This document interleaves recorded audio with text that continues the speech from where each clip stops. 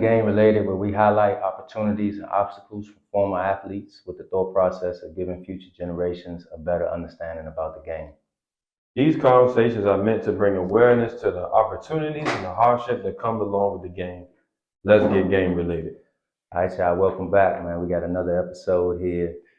This guy to my right it's funny, he doesn't know this, but he was my first introduction to WCAC bump. You know, I think I was in the 6th grade and I went to watch Good Counsel play Gonzaga, and I'm literally watching him just getting busy. You know what I mean? And so we got our guy Chris Monroe in the building, going to talk to us about, you know, becoming the all-time leading scorer down at GW, being in the Hall of Fame, his career professionally overseas, and then, you know, just what he's transitioned to on the business side of things, man. So welcome to the show. Thanks for having me. Yes, sir. Yes, sir. So first question we always ask everybody is handling success, right? Everybody's trying to climb the mountaintop, but maintaining that level of consistency is a different animal. You know, what would you say if you're giving advice to a player or anybody, you know, as far as handling success? I think handling success is really building habits, right? You have to have the discipline to be able to develop the habits, which then translate into maintaining consistency and success. You actually have to, what I like to say, you have to be what you want to become, right? So you have to be that guy. You got to act like $1 million if you want $1 million, right? So if you do that and you build the habits, then maintaining success is going to be easy. If you don't have that, some people are able to get it off of pure talent and then get up there and not able to sustain it because they don't have the processes in place. Anything running a business, you got to have the processes in place to be able to do it, right? So that's one of the things that I would say. That's my key thing, is really just having the discipline to create habits that maintain your success. Wow, man. You know, when I thought about this, I'm going to ask you, do you read a lot of books? I do. I try to or get podcast, audio books? I move around so much, so it's one of those things where it's like, you know, sometimes it's audio books, sometimes it's just it's reading, try to get a chapter in a day. You know, try to be disciplined and building those habits where, you know, you are able to gain knowledge, right? And people say, well, knowledge is power, but I like to say, activate it. You got to activate. You got to act on it. So you got to act on that knowledge that you acquire to really gain that power, right? So we can watch all we want to watch, but if we don't put it into play, into action, you're not going to be able to get what you need out of it. So applied knowledge is really power, right? So that's why I continue to help me learn. Okay. Now, my one of my phrases, what you focus on expands. Yeah. Right. And I mean, and then you're taking that and then applying it to an actionable step. You know what I mean? You're just not gaining knowledge. You're like using the knowledge to help you elevate. So at the end of the day, isn't it all energy? Yes. Right. Where you put that energy is where the fruit's gonna grow, right? Yeah, man. So I just they hit me on a different level. You know what I mean? I appreciate that because that's kind of the journey that I'm on right now. So I felt that 100%. So man, let's jump into Good Counsel. You know what I mean? Good Counsel, man. You know, you were a pillar in that program. You know, talk about WCAC bump. What was the style like back then versus now? And obviously, what made you successful in high school? I would say mindset. I think from the younger players now to what we see, when I was younger and what we see in today is something totally different, right? And I think it really goes back to how guys are learning the game, right? So a lot of guys are learning the game and seeing Steph and them doing their things, right? On WCAC also, but nobody saw the background went through it. So nobody saw how people didn't look at Steph a certain way because he was undersized. He had to prove himself. So think about growing up in the neighborhood where I grew up from. You know, you got your buddies. I'll go get a couple of my buddies. We're gonna go to the court, but we had to sit behind older dudes, right? Or we had to get off the court when the older dudes was like, yeah, you know, it's time to go. But for us to be on that court, we had to prove. And the only way we were able to prove ourselves to be there early, get picked up by all the older dudes getting there late, and then had the older guys be able to say, hey, this is this dude we want on. It's a young fella can go, right? And so from that standpoint, I don't think a lot of the kids now are getting that experience because a lot of kids are not playing outside. They're not getting that. They're not getting tested early. They're not saying this sport is either really want me. back then you really had to want it, or you want to sit on the sidelines of in any neighborhood or any place that got a good bump and just be sitting on something because either A, nobody wanted to pick you up, or two, you know what I'm saying, you ain't speak up for yourself. Like, I got next. And, you know, as a young five, that's how you grew. We all go to the court. We got next. And the old dude said, nah, we got next. And go really be at it. So I think it's how people are introduced to the game and how you had to fight through adversity and find your game early. So not just drills, right? We're not just talking about drills and cones. You had to find what you were good at an early point to be able to stay on that court and be respected for what you do. Were you a hustle guy? Were you quick and you just picking up and made pesky? You know what I'm saying? Were you a guy that was able to see and evaluate who can actually do what on the court and get them the ball at the right time, right? You know, so what was the thing you could do best? And then really hone in on that. And then that translated into AAU, into basketball. So I think now a lot of these kids, the difference is they're skilled. They're way more skilled than I think when I was coming into WAC. But I think even if we would match up with them today, that dog in me, you know what I mean, would have negated all that because a lot of these kids, when they get smacked in the mouth, a lot of times kids, they disappear in games. My consistency, I never disappeared in the WCAC game, right? Yeah. It's a different, even though they got the talent, and yeah, they got elite talent, but I showed up and I produced. Mm-hmm. It's like it's reversed now, right? They done got everything else, but you get your feelings hurt outside early, and then you kind of know where you are in the totem pole, and they're playing now, but nobody's really showed them where they are on the totem pole. How to win. Yes. That's the debate between the LeBron era versus the Jordan era, right? So you compare, like, you gotta have, like, that dog that Jordan had is unmatched, right? That Kobe, those things, disciplines and that create habits. These are the things that these boys will have a different kind of animal with them that to this point I still haven't seen. I see it in guys maybe like Steph and them, but Steph also went through that trial of fire to have it, right? That dog to finish somebody off and put your foot on their neck to say I got that win. Something I'm not seeing. Mm-hmm. But on the flip side, these kids are way more talented, and that's a piece that I think is missing from the basketball, youth basketball standpoint. The high school standpoint is really developing these kids' minds to be able to perform at that elite level. Because when they go through every stages, which we'll talk about, you're going to be faced with challenges. Whether a coach, now kids can transfer where they want. So it's a lot where I got a coach I committed. I'm gonna have to do whatever he say to make it work. And it was life or death. And too, for a lot of our kids, there's a lot of kids that have a lot of different ways out now than what I had. Yeah, that's true. Sure. That's true. So talk about, I mean, you talk about, the new era is more skilled, right? What were some of your deficiencies in high school? And I'm gonna ask this because then we're gonna get into GW and obviously your success there. So what were some of your deficiencies in high school? Man, I wasn't a great shooter. Didn't really handle the ball well. But one thing I did, I knew what I could do and I did it very well, right? I understood and I applied.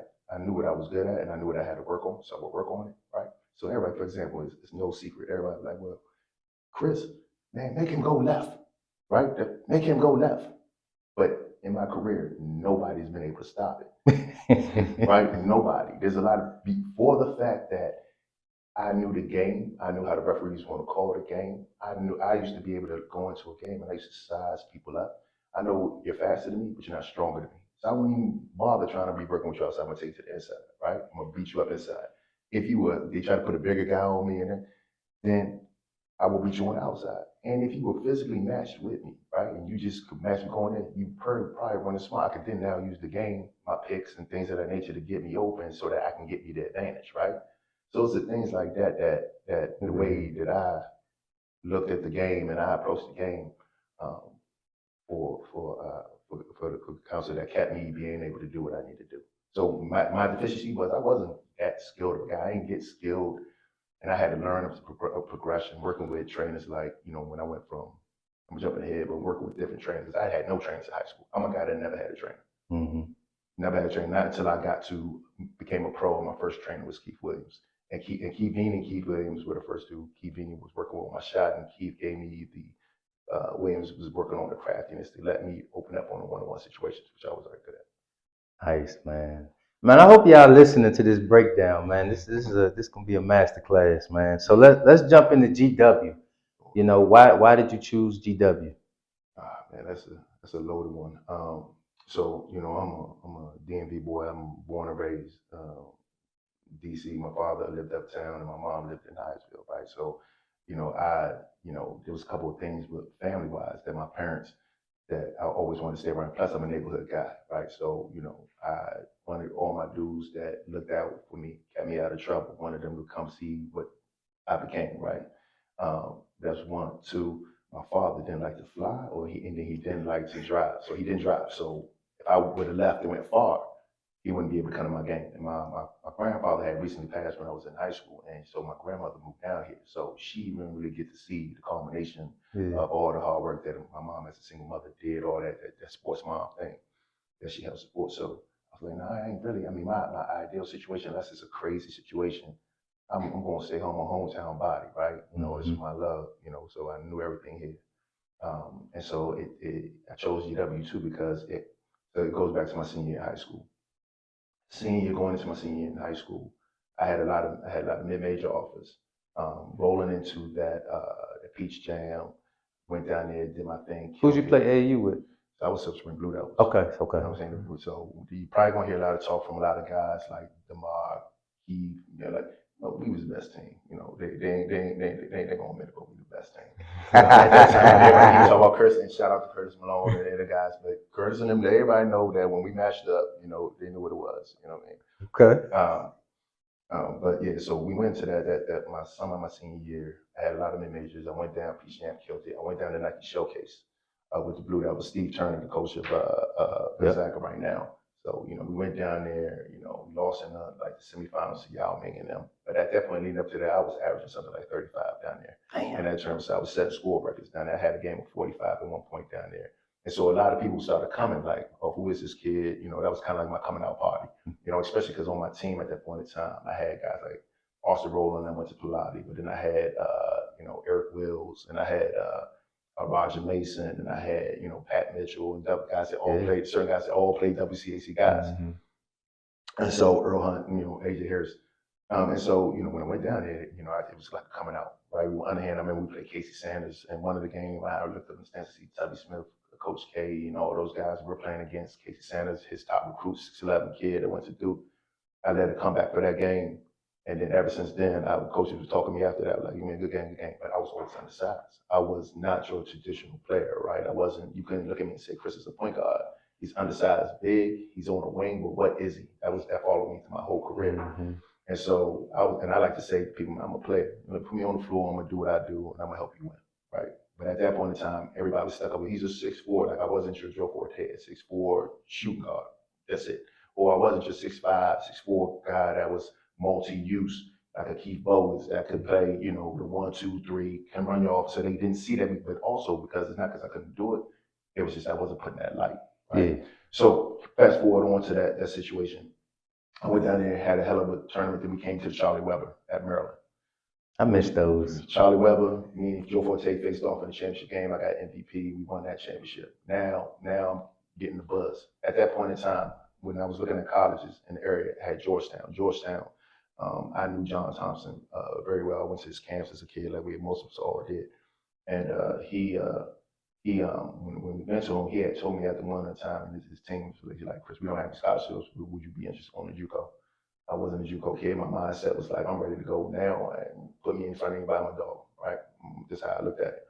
So Maryland came late, right? But then Maryland's thing was, we got Juan Dixon, we got Mouton, we got, Drew Nicholas, you know what I'm saying? So look, they're like a year or two ahead of you. Wait your turn. I'm not waiting on anybody. You know what I'm saying? Like you're not hearing what I'm saying to you. And then the third school, you had George Mason and the guys with Larry Naga that went down, and I liked it, but I just felt like, nah, like I need something else. So I always liked Coach Jarvis, but I ain't know if I really fit in his system. Yeah. And I always had a great relationship with Coach Jarvis. Coach Jarvis ended up leaving, going to St. John's. When he left to go to St. John's, I knew guys on the team, so I knew Shante Rogers, and I always looked at him like we both from Baltimore. And then he came and Jarvis left, and then Penders came in. So Penders, my first initiation in Penders was Bonzi Colson and down at the Florida Nike Showcase. Mm-hmm. Penders came and saw me for the first time at the Charlie Weber. I was eating him, right? So he came to me and said, "Hey, listen, I'm new. I coach scores. That's what I do. I put the devil himself on the floor if he can get a bucket. You know what I'm saying? And That he make said, you want to cover the he show. like, look, and he said, I see what you can do, and I'm gonna let you go. I don't want to change nothing about you. I don't want you to wait. I don't want you nothing. Look, I'm a new coach. Everybody got to earn their spot. Cool. He said, also looking at a guy, bringing in a partner with you at this point in time. That was Savali Brown out of VA. So later on down the line, me and Val got on. Val hit me up, was like, hey, man, what you gonna do, Slam? You gonna vote? I'm like, yeah. I said, yeah, let's do it. So then from that point, me and Val we was locked in. So we was like, we gonna kill this back over. We gonna let these people know, what it was. So fast forward. So that's why Tom Penders was the reason why I chose GW, because not only because it checked all the boxes, right? GW at that point in time was making NCAA appearances, so that means I get to a tournament. Check. Penders himself was a guy that was suited to my game and would allow me to play. Check. I would play right away. Check. He also and also he had connections to the pros. He coached at a high level, coming from the University of, I think it was in Texas at that point in time. He wanted those levels. He had a network to get me where I wanted to go. Check. So at that point in time, you checking all these boxes, and then also I was going to be able to stay local. Check. So at that point in time, I looked at it, I was like, oh, this situation actually fell into my lap. It was a great situation for me to go there and play with guys like Mike King and things like that.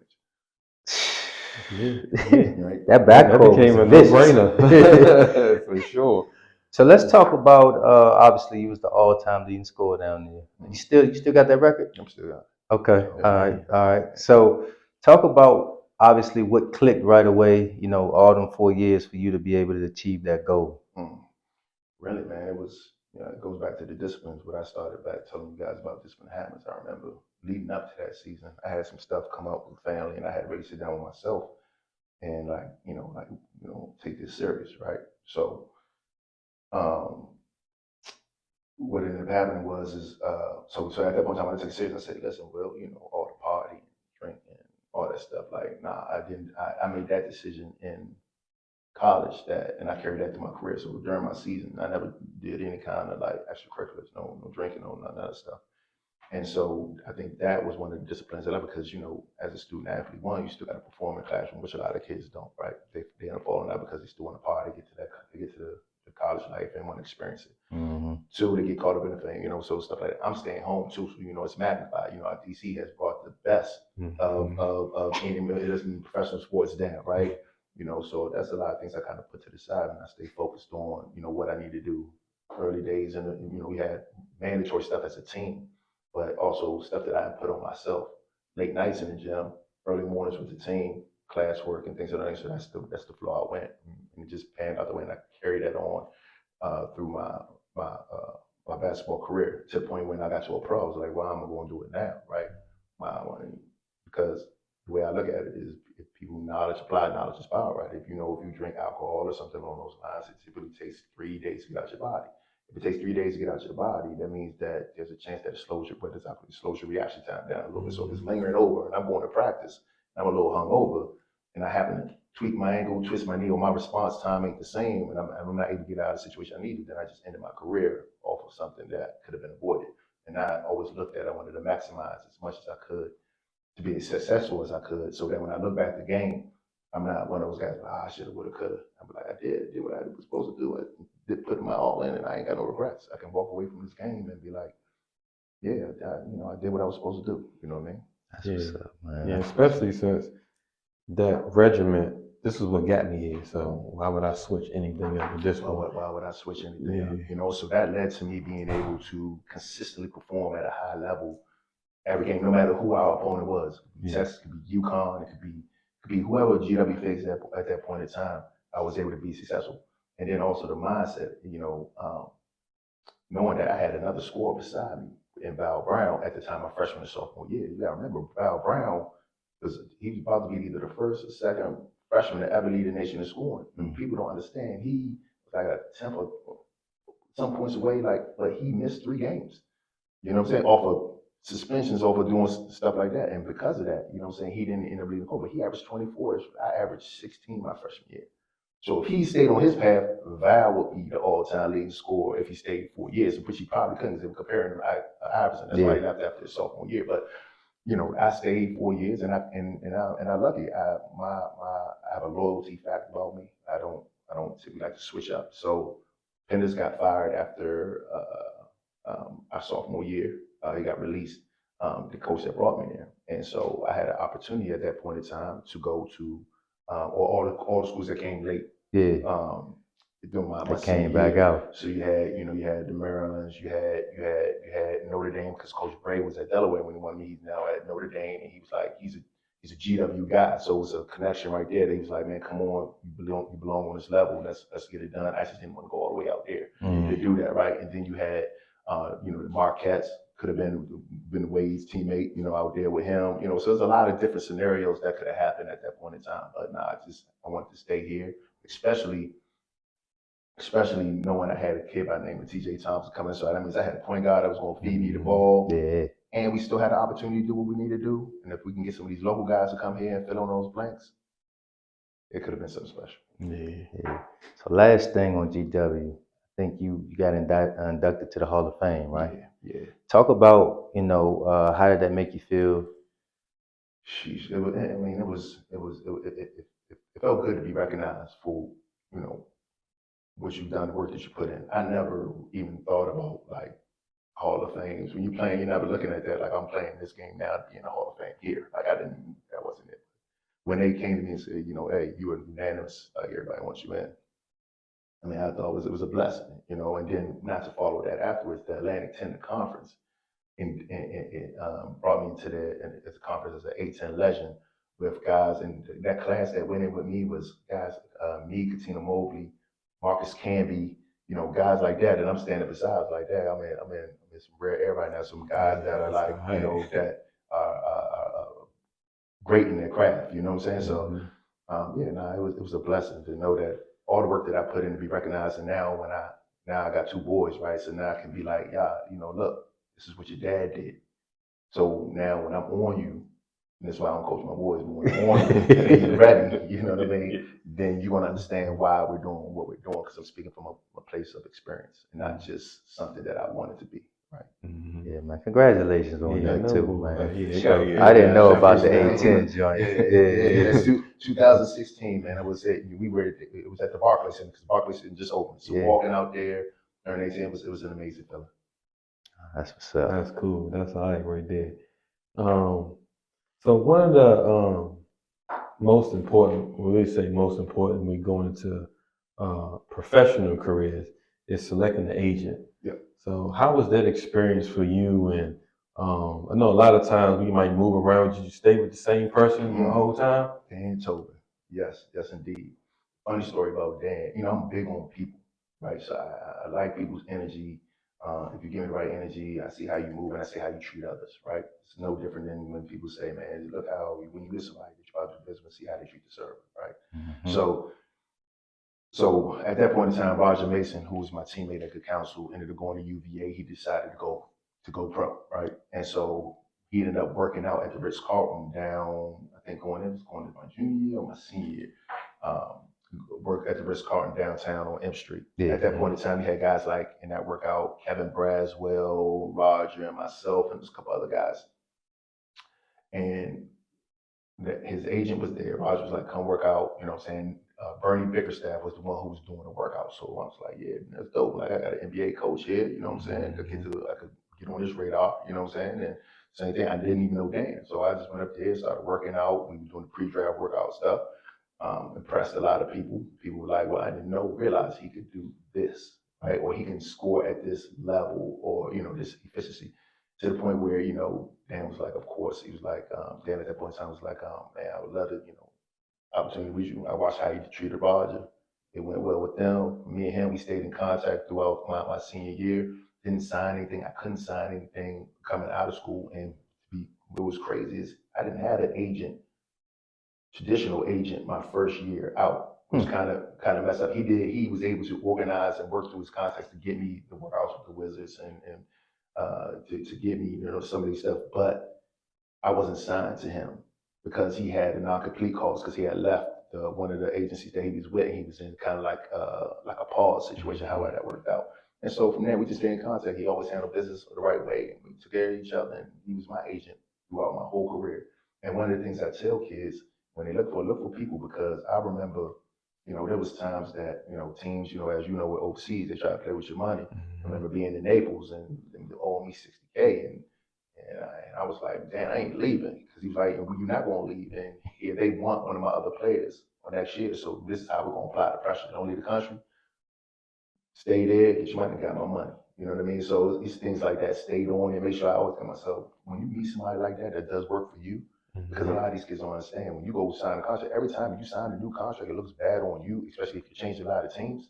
But every time your agent gets that 10% commission, so if you sign, you get a big contract for 30,000. Even though you're not there, that agent got that 30,000. He gets it before you even play.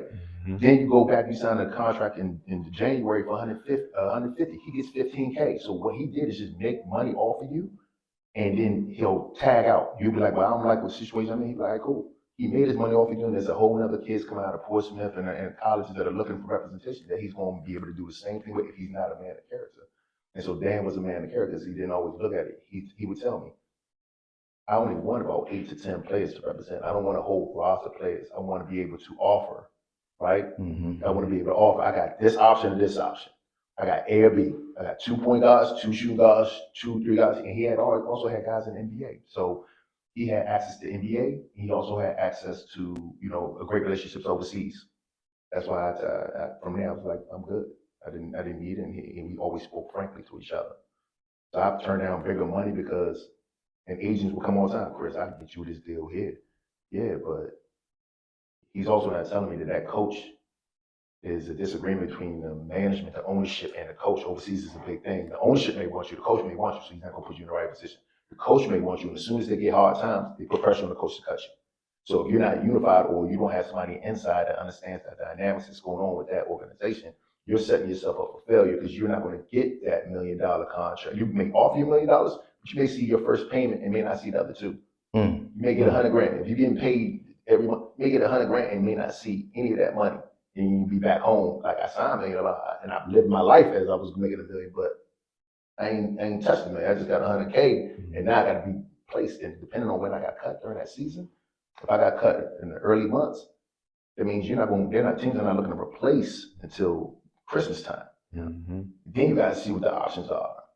And then in the spring, if you get cut in the spring, you go on a couple months without doing nothing, and it's funny. Yeah, it get tricky, for sure. So you talk about the NBA workouts in Portsmouth. So how was that experience for you when you was down there participating in that, like the competition, like just how was that whole experience? I ain't Portsmouth. I did my thing at Portsmouth. So on my team, I led the team in scoring with second in rebounds, and then with my guy Bubba, Travis Watson from UVA. So it was my guy. We were in the USA team together, coming out of high school and over there in Colorado. So I knew him. So me and him ended up on the same team. We went to work out there.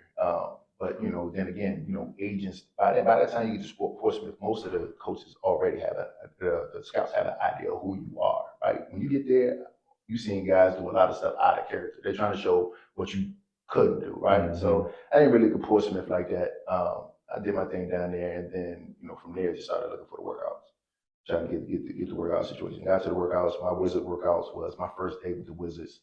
It was Steve Blake who ended up playing for them at some point, Luke Rittenauer, Kurt Heinrich, right, and myself. So at that point in time, they didn't know what to put me in. So I was there with the point guard, did my thing, got invited back the next day.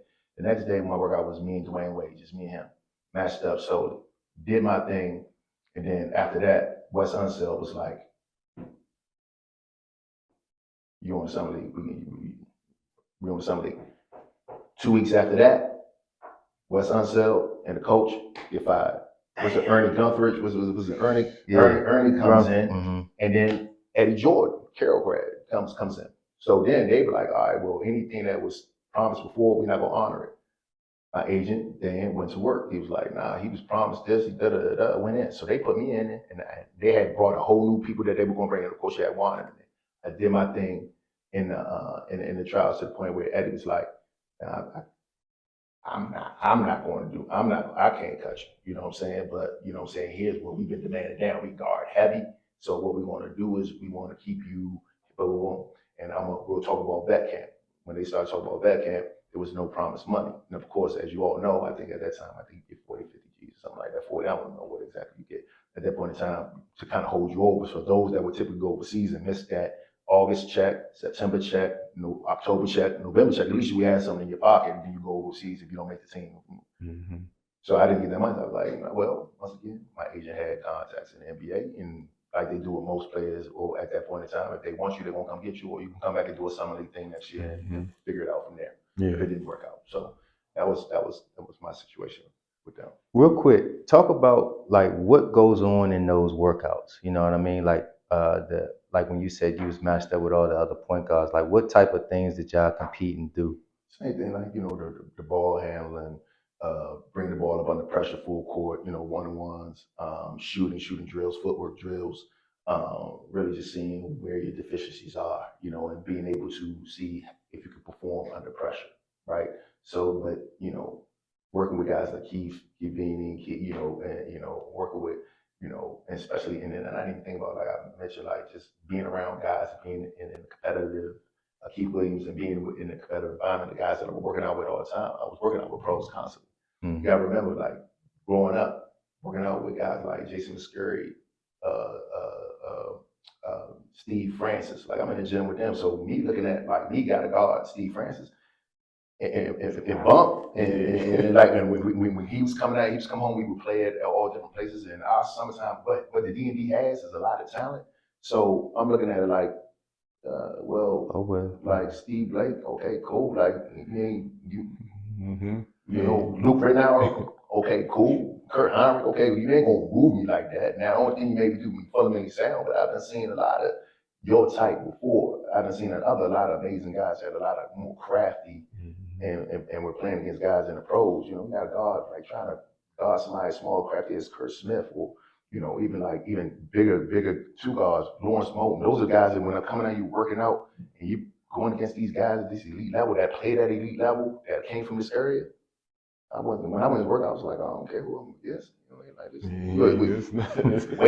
Wade's athletic. I was like, Dwayne Wade's athletic, but he ain't Steve Francis athletic. I mean, listen, you know what I'm saying? So there's a lot of guys. There's a lot of guys out here that I can say that were really athletic and talented that I didn't go in there and have any like, damn, I gotta be matched up with this guy solo, right? It's just really coaches to get you to see how you perform under pressure, and that like when you matched up. And so with that, when you just go in and do your thing, it's like okay. Right. Yeah. All right. So now we're gonna go to overseas. So, what would you say you learned? Like, what did you learn? Like, really hone into in your first year playing overseas, and what was the biggest adjustment that you had to make come from college to playing professional overseas? You had a little difference in the game. The game was a lot more physical over there, a lot more handshaking. But again, if you play down the farms, in my opinion, like you used to playing through fouls, then it's not people playing dirty and things of that nature. Like you're gonna be able, if you're used to playing outside, overseas is okay. Right? You're not, if you're used to complaining and getting fouls and work, my workouts were never structured that way. So they want to get dirty, we can get dirty, right?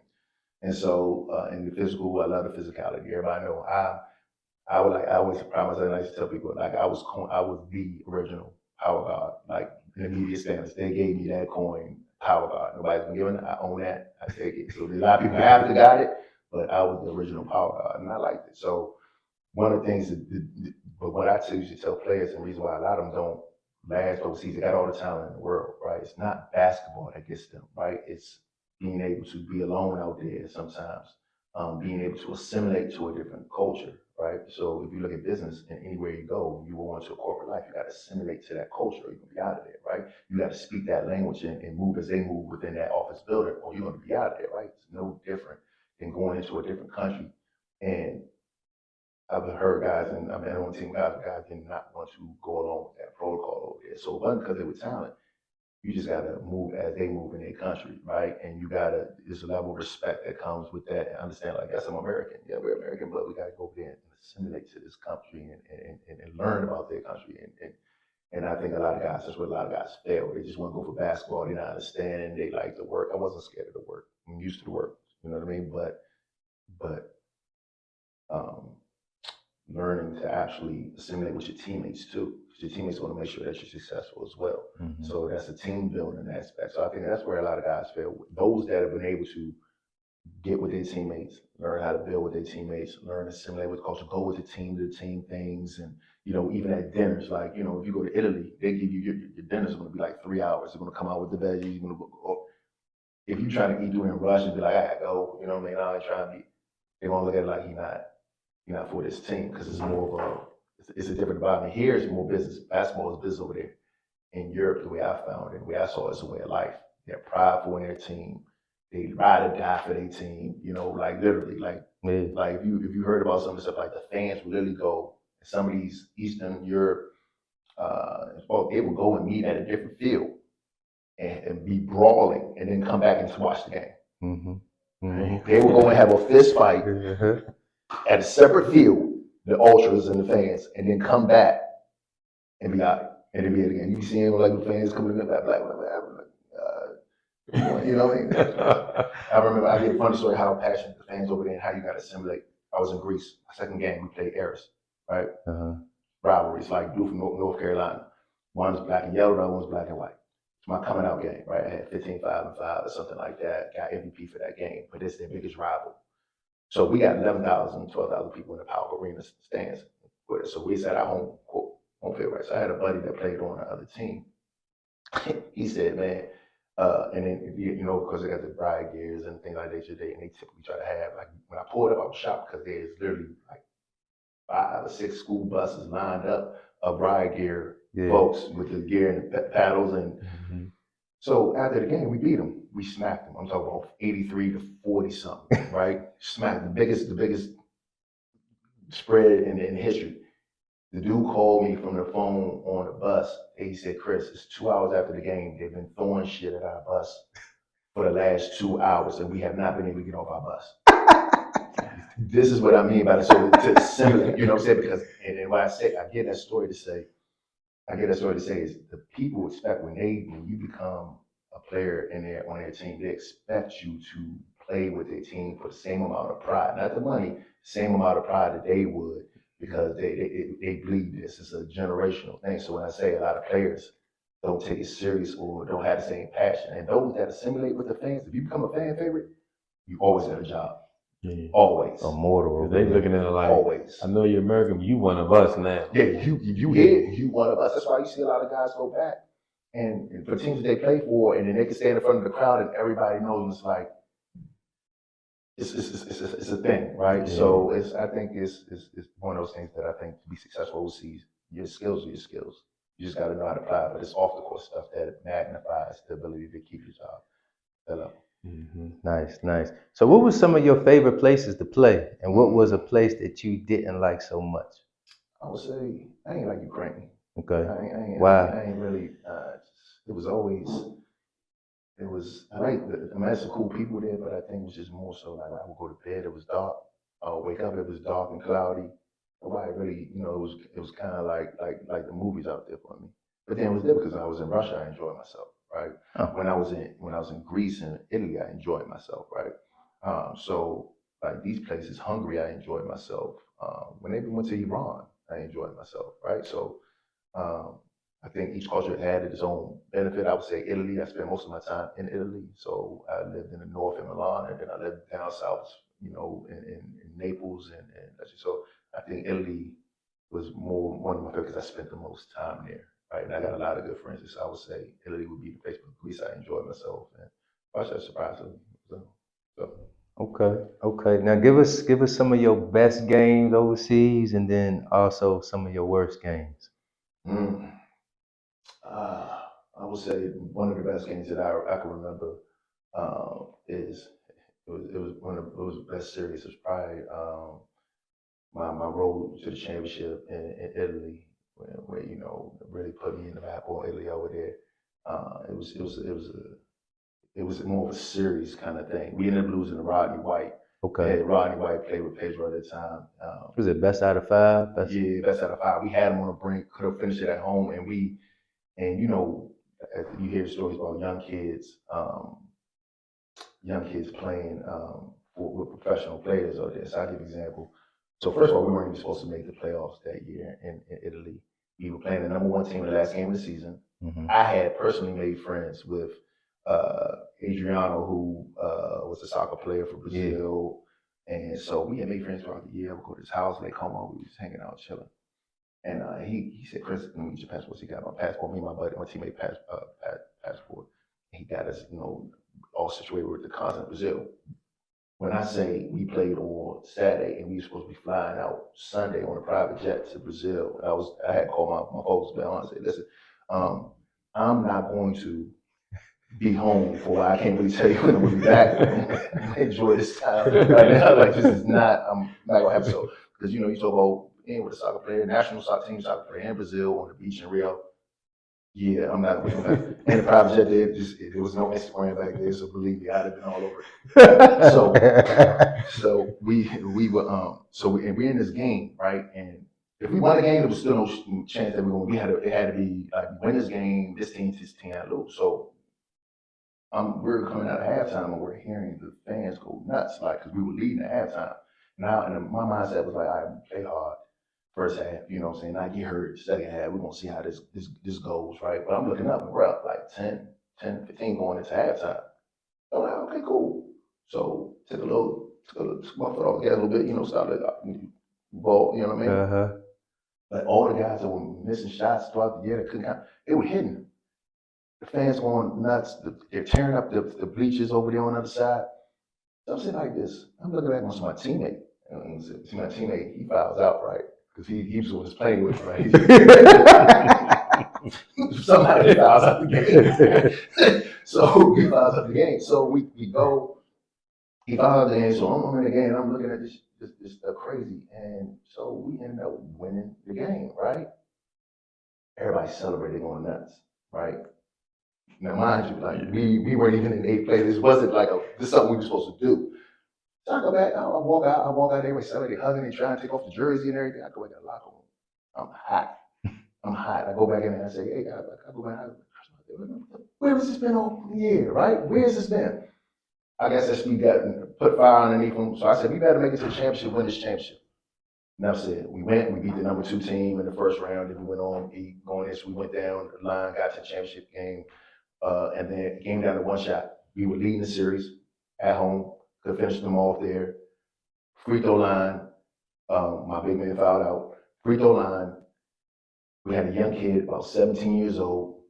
Once again, I told you how the passion of the fans. The fans are sounding. You got like 4,000, 5,000 people in the stands. This arena, it's dead sounding. This kid is like nervous going to like he lives in this community, right? It's like big, right? And the game's tied.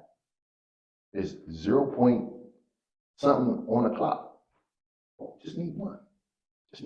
Went to the line, hit the back of the rim. I said it's on line, so I'm good. I'm sitting down at half court. Boom, hits the front of the rim. We go in overtime, we lose. We go to their place, they take it. And so from there, I would say that's one of the best series of games that I had been through. Then I went on, of course, the championships I won in Hungary. Went on to win the championship in Russia. All those things were great, but I would say those games in the power game and the fans and included, and so it was a definite experience there. It's a great story, man. Funny, I'm thinking about Rennie when he decided to go to Canada during the summertime because it was an amazing experience in Montreal, and he couldn't get back for workouts, and he got in trouble for it. Yeah, that was because at the time, Juan Mendez, he played on our team, and he was like, at the time, I think Juan scored the most points more than any Canadian basketball player. So he's like Jordan back at home. He like, hey, it's one of the best times in Montreal. You gotta come, man. I'm like, man, I got class, I got work. I was like, I don't know. He's like, well, we gonna be back.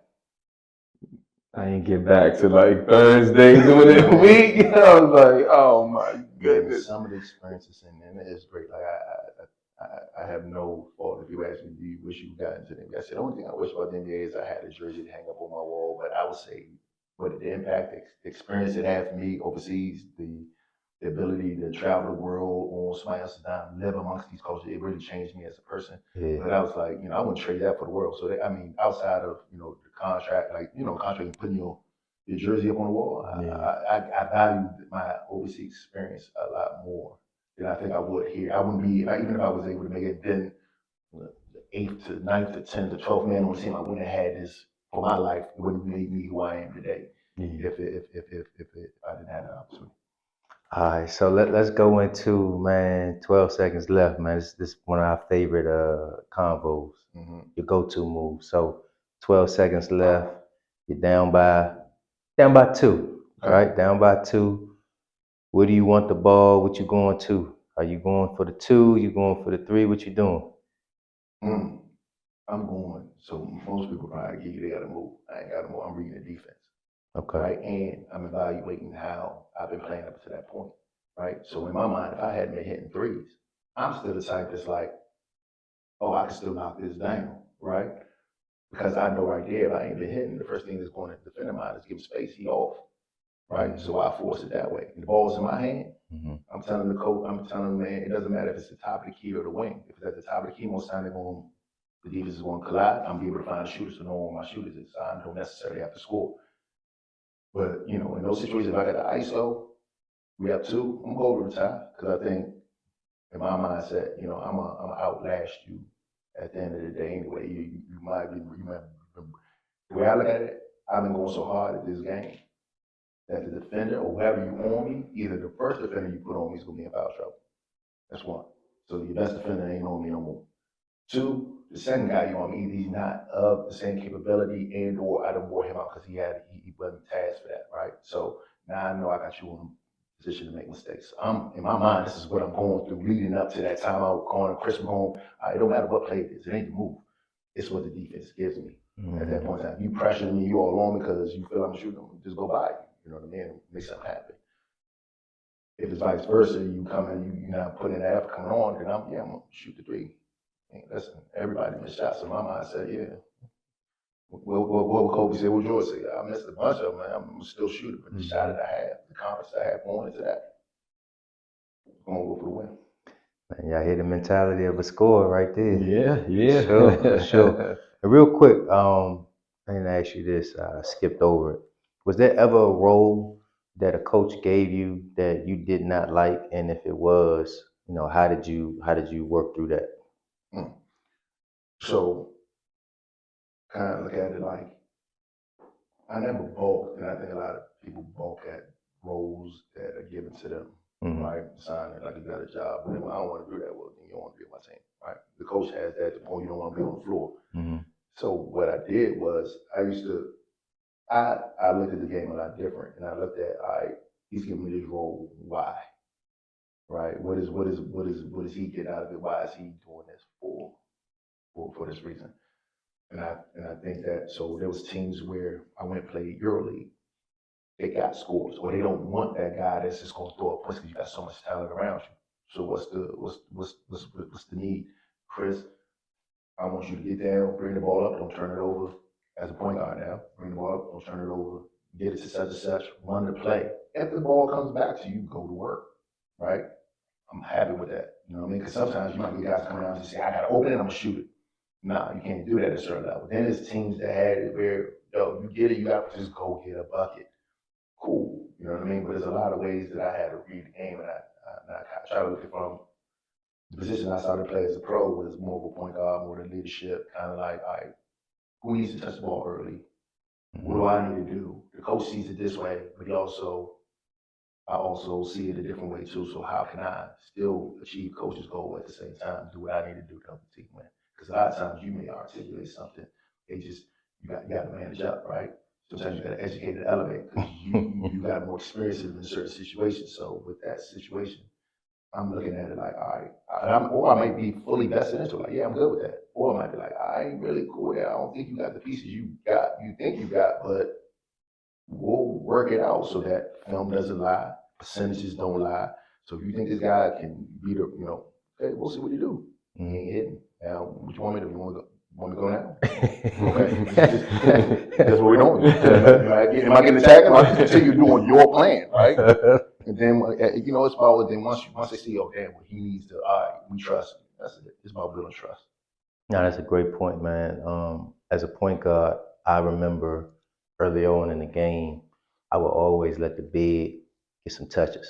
You know what I mean? Like first 3, 4 plays, yo, I'm gonna give it to you, whether you make or miss, because just their psyche of touching the ball changes. Right now, they're gonna rebound, they're gonna screen. You know what I mean? They're gonna talk a little bit more. But I always used to do that early on, just to feed their ego.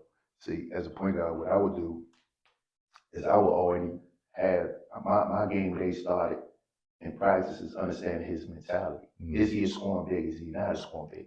Some bigs don't want the ball. They just want to rebound and be physical. Cool. Let me know. I had a big and one of my bigs in Italy was Peter. Like Peter, he would be like, he was big, physical, and great setting screens, rebounds, put back layups.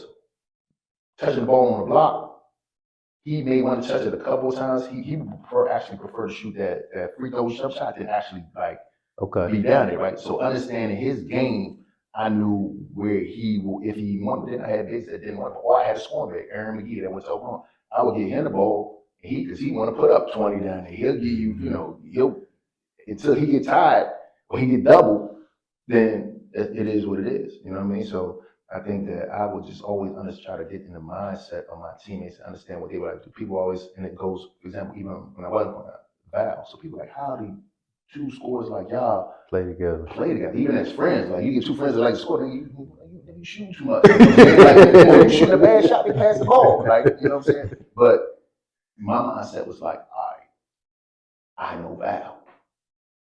I'm not going to change Val. How can I still impact the game, support Val, and still get what I want to accomplish done, points on the board?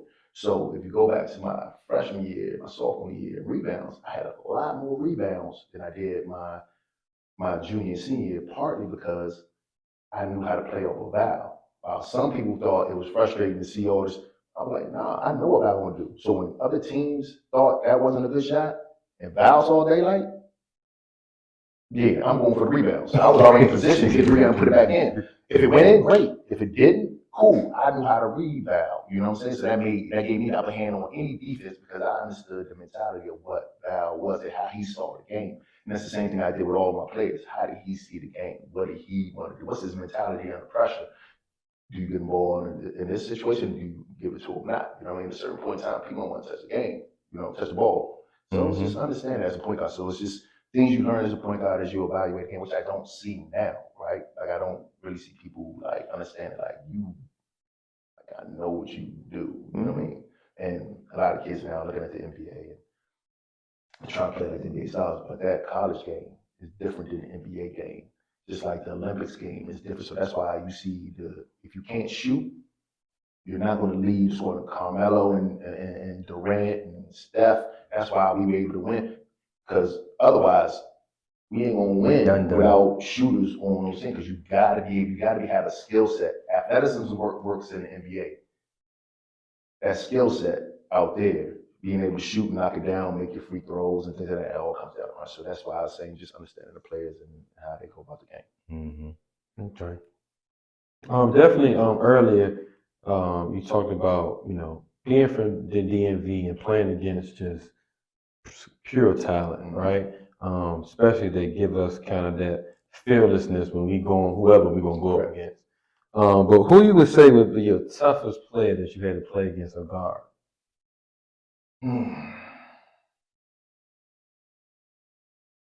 That I had to match up with. See, different people. I want to say it wasn't just one person, right? I think that because again, this era had so much talent, right? And I also guard everything from bigs to guards, right? So I was in high school, I was a 4. I was guarding the big boys, and 4-3, 3-4, whatever you want to do it. So that means sometimes I had to match up with like a Mike Sweet down there, or I was matching up with Nigga Body, or I was matching up with the math or whoever they had at that point in time. I would say guarding people though, because of their skill set was some stuff. Like somebody like a Joe Forte who had mastered the mid range. I would say he was a tough guard in conference at the WCC. Keith Bowles, right? Because Keith was a jack of all trades, right? He could finish left, finish right, had a solid mid-range. You pressure him, he was a smart guy, right? So he knew how to draw fouls and get to the line and really master that. You got guys like DeMar Johnson, right? So when you look at DeMar Johnson, DJ was 6'9", so the only way I could really impart myself and impact him was when he had the ball low, right? Or throw him off or apply pressure to him that way to try to even things out, because if he got the ball in certain positions, if he had 1 foot in the paint, he's taking off, he dunking it, right? So it was games like that, and you know, you had Delonte West, and you got games like that where or players like that that just had certain skill sets that would make them tough, and size to go along with it, and their team makeup. So a lot of times it wasn't the player; it was also how they played. Gonzaga, I would say, Alvin Brown, like when you look at somebody like him, or even like in a certain system, dudes was tough to stop because he go that flex offense, he run that baseline, come off that curl, he elevate, you ain't gonna stop it, right? So it just depended on the system that they was in, the players that were around them, right, where you couldn't get help. It made it the biggest thing for me. So it just really depended on, I would say, not the player, even though the player had his skill set and how that skill set was aligned with what the coach had drafted up and played with his teammates. Because sometimes you got guys that are talented, the guys just getting away. Right? So they don't pass when he's open to make him effective, or he can't do certain things of that nature. So I think those are the biggest things, that it wasn't just one player. Because that's the same thing. It led to the Capital Classic, right? When I got MVP of the Capital Classic, right? Me and Jason Williams, right? Just that kind of matchup, like you got on one side, you got Jason Williams, you got the kid Gardner that went to Arizona, you got Nick Hollison, Sammy Delabert, you got all these players that we came back there, it was smacked them. You know what I'm saying? So it's things, you know, like stuff to say. Yeah. I wish they had that anymore. I know, right? That would be great. They do have a Capital Classic. I don't know how it's the same. It went through different iterations. It went through different iterations, but I remember the Capital Classic for me was, that was when they put me on in my eyes. It was like, man, listen, you on the stage, we had the MCI Center right there. Oh man, let me loose. Let me loose. And then when they did, they let me loose. That's when I was like, let me loose. These dudes, this is who y'all consider y'all kings. These y'all best players. And that's what I think the DMV always had. We went against the best, so we saw the best of the best always came back, right, and pushed the younger guys. So you got the Steves, you know, you got all you know, the guys that were up here doing certain things coming back. And it's the same way with Durant. When I see Durant when he used to come back to run shoot, and we're all in the gym, and you got all these pros playing. It wasn't like, you're not gonna get that kind of test anywhere else. And then AAU too, right? So think about it. 2 of the best programs from an AAU standpoint. Silver Spring Blue Devils and Team Assault was from it. So on those lists, you had the best talent that were. Team Assault was the best in the AAU for the Adidas side, and you had Silver Spring Blue was the best on the 90 side. So you got the 2 of the top 1 or 2 teams in the country playing against each other. What better talent is out there, and what position? If you look at DC from the 1 to the 5, what better talent is that? Maybe got one other guy that can do it out there and stuff like that, but you ain't gonna see nothing like what we were producing at that point in time. Yeah, top to bottom. Top to bottom, from guard work to 2 to 3 to the 4 to 5. We had all that, and then we had the guys that added a little bit element to the game. You got a 6'9" dude in Lamar or Rodney White, or you know, some of our 6'8", 6'7" dudes like Norris that can handle the ball, the craft, the athleticism. Who you not going to see? Or guards that are crafty like Brian Chase, or you know what I'm saying, with the pull-up masters like I can read the game smart. We just had it all, so it was nothing that anything nationally could be thrown at us to be like, I ain't never seen a guy like this. Other places were like, we ain't seen no guy knowing what he doing, right? That's true. We did. We're not, you know. That's true. So what? I like this question too. What valuable lesson has basketball taught you? Teamwork. Biggest relationships are all from sports, right? So it takes a teamwork. And so I translate that going into the business world. It takes a team to get where you need to get to. You need a team, and whether it's me being in a real estate business, you need a team of lawyers, you need accountants, you need, you know, guys to bounce stuff off, and even family life. You want to, if you got to go and have major surgery, you want to know a doctor that you can, like, hey, can you take a look at this for me? Not at no cost, somebody that's a friend that has that expertise. So really, sports has taught me to, you know, over your horizon, build a team, you know what I'm saying? And then you can win championships. Individual championships, things come, but you serving everybody's need on that team. And your goal is to be successful. Everybody wants to be successful. So sport has taught me to really lean in, build a good team, be around good brothers. And I think what a lot of these young kids are missing nowadays is around, and also what helps young guys get to the next level is being around a bunch of guys or mentors or peers, right? So if you look at the basketball world, Steve and those older players, like, that we think about from the area, were more like mentors. They coming back telling you about their experiences overseas or their experiences in college and how to approach it. It's no different than a businessman saying, "This is what I went through. This is what you need to, kind of look out for," and it helps you build that team. So listening to mentors, finding those that have been there before you. It's the same thing I've taken over life, and then building that team that really helps you get to the next level, whatever that level may be for you, right? So, yeah, man, accountability. That's one thing that I heard for sure, man. So once you're done playing, there's always this gray fuzzy area, that transition period. You know what I mean? How was that for you, and how long did it take you to figure out what was going to be your next path in life? I think when I first coming towards the end of my career, when I first had my first knee injury, probably like around 2011, I was like, what am I gonna do next? Right? Like I made good money, but I ain't make I'm gonna retire money, right? So it's like, what is my next step? So I retired early. I retired 32, 33. Most guys play it out longer. And one of the things, the reason I did that was, I knew that basketball wasn't an all and be all. Your body breaks down, but your mind lasts a lot longer, right?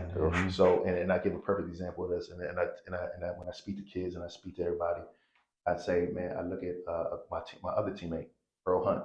A lot of people don't really know about him from Good Counsel. He's Brown all-time leading scorer. Yeah. But one of the things is when we lean in on mentors and you lean on people, a lot of us don't have fathers that have been successful in their lives, right? So they not be able to impart the experiences about what to do to kind of scale, right? And Earl for me was a good brother who had that. He had that family dynamic, mom and dad, and his dad was a successful entrepreneur and businessman, was able to talk to him about business. And so what he did was he graduated, he was successful on the basketball court, Brown all-time leading scorer, which means he had access to Brown alum, right? Know who he is.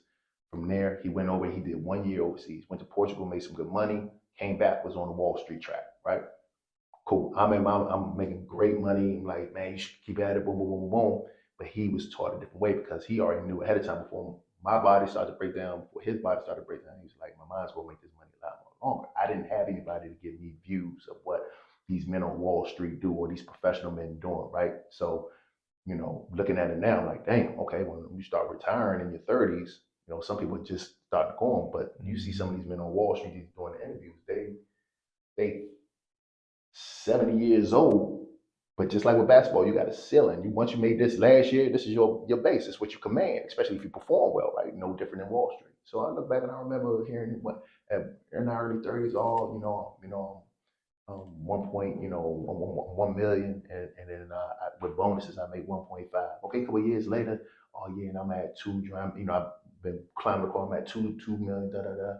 And now, as we sit today, I mean, the former Redskin owner, the owner of the Redskins now, I believe he started Apollo, and now Earl, who's one of the top execs up there and running his own department, sitting at 25 mil, right, or more, right, or 20 mil, whatever that mil is. Right. That's more than what most guys right now are getting, will see in their lifetime, right? And then on top of that, that is his base at our age. So as I sit here, at 30 or 40 something, you know what I'm saying? And I'm sitting here and I'm like, all right, cool. I'm trying to get to that level, but he has a base amount that in the Wall Street world, I'm a man that's no less than 25, and then don't even count what he's gonna get from an exec, from a consultant standpoint, right? So now for the next 30 years, he's 30 years and 70 something. What is he gonna be making? What's the command gonna be making there in his mind for the next 30 years? You see what I'm saying? So I think a lot of times we don't have a lot of mentors, people come back and say, y'all, like, use it, enjoy it, you know what I mean? But position yourself early enough to go through those tracks and get those experiences needed to be able to be successful on that front. And I think that's one of the things that I never got from my father, you know what I'm saying, or anybody. And I didn't have people in that world, nor did I have the mindset at the point of leaving college and tapping into the alumni base to be able to start that, right? Because GW has a hell of an alumni base too, right? Yeah. So I didn't have that mindset. My mindset was NBA, basketball, money, all I knew my whole life. Mm-hmm. So now when I speak to kids, they're like, yes, and I speak to parents and I say, Les, sports is great. It'll open a lot of doors, but if you train the mind and build that network as your, like I always say, like I said to y'all guys before, your network is your net worth, right? Start building that network and open these doors and see how amazing some of these kids are and their personalities. Because a lot of people love to hire student athletes or those that play sports because you know what it's like to wake up at 6 a.m. and have to perform and be on time, right? You know about being a student athlete, going to school, doing your work, and still have to do something on your own. So that's no different than you having a job, still having to do something else, and then coming back and working at night on your craft or your business or doing something, whatever's needed to perform at the highest level. And this is why they love student athletes because they're used to that experience. So I would say that's the key. Man, great answer. It's funny you say that. So I got a couple buddies of mine, and he's a lobbyist or whatever, right? Mm-hmm. And he was saying, when I first met him, he was like, you know why we put our kids in the sports? Mm-hmm. And he was like, it ain't because they gonna make the NBA. He's like, they're not gonna be good enough for that. But he was like, the tools that you learn, like you learn how to deal with people you don't like, and how do you still win? The disciplines of it, the hard work of getting up early, and like everything that you just touched on, right? And then I got a kid that I mentor. He played ball, but now he's at Carnegie Mellon. You know what I mean? And to see some of the internships and the things that he's able to have access to at a 20 years old. It's nuts. It's amazing, right? And we had to tell him, we positioning you differently than, okay, you might be on this team and you see these guys, these young boys, and they're going to school and playing Division I. But just watch the trajectory of this. You know what I mean? And unfortunately or fortunately, he wasn't good enough to play D1, which is sometimes good because now you could focus on this next thing in life. And just seeing where he's able to attain at this age versus later on in life, like he's already so far ahead of the game. Just what you talk about with your boy Earl.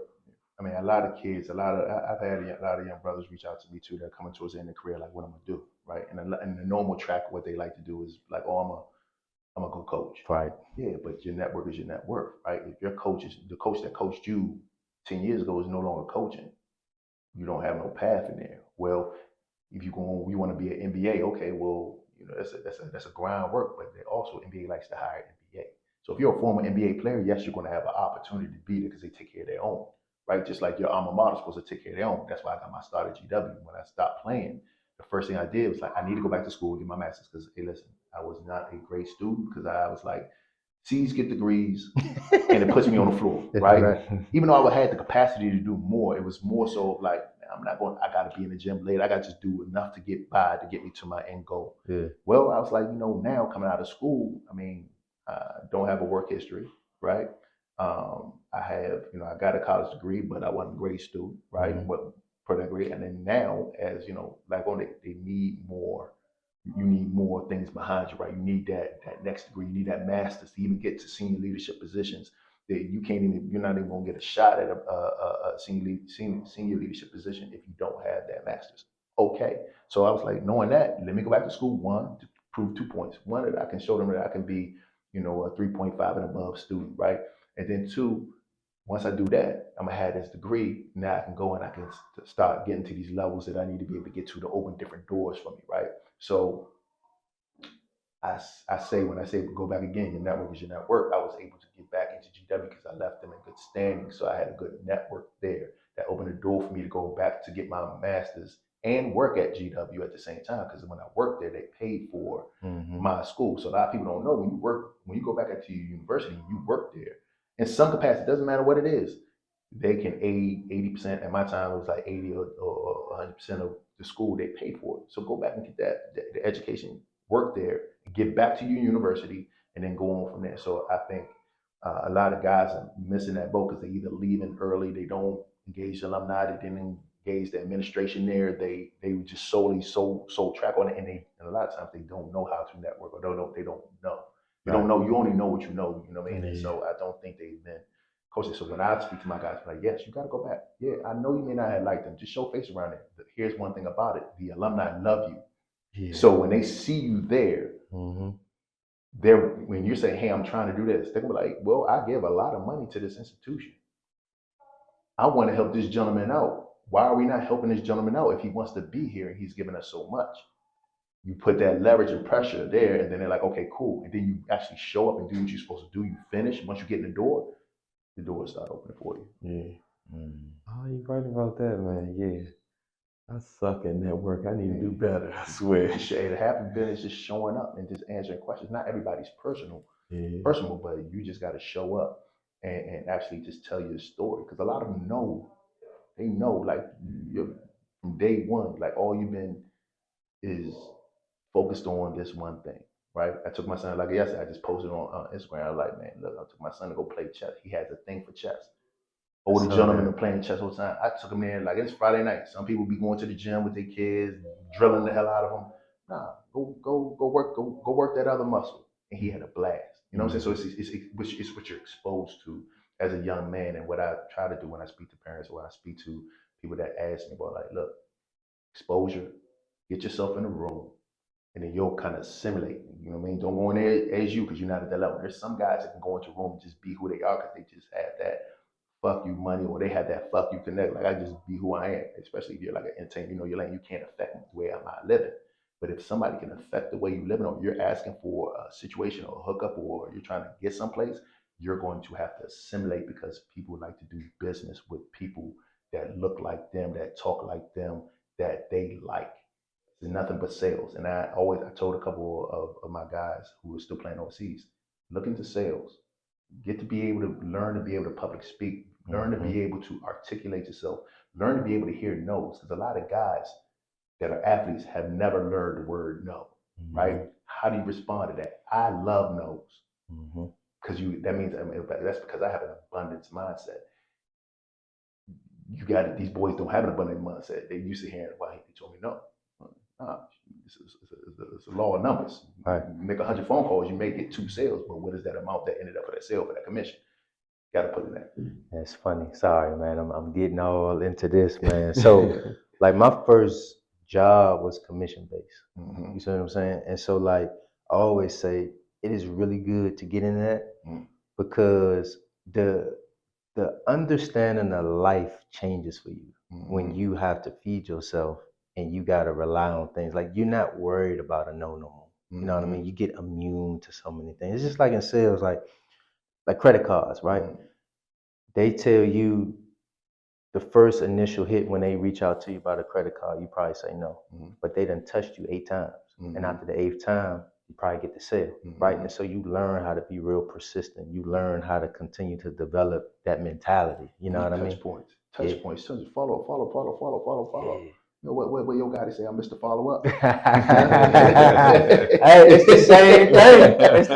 It's the same thing. At the right time, right? It's the same thing. So we're gonna keep following up. So I think that's the key, and a lot of guys just have to learn it. But a lot of them, I'm gonna be a trainer, or I'm gonna do this, and I mean, like right now, you see how many trainers is there? Everybody's a trainer, but don't everybody have the resume?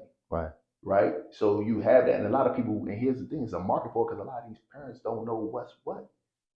You know, so I think it's just one of those things where I think a lot of guys, while they're still playing, and I told them, while you're still playing, when you're done for the summer, don't just come home and party.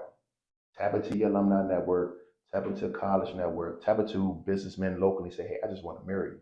Like, what time I need to be here? What time I need to leave? Here's what I am doing. I still got my workouts in the morning, evening, or even for 4 weeks. Maybe you come back in the end of May and you need to do June just for an internship or just to mirror somebody so they can actually see that you can show up on time.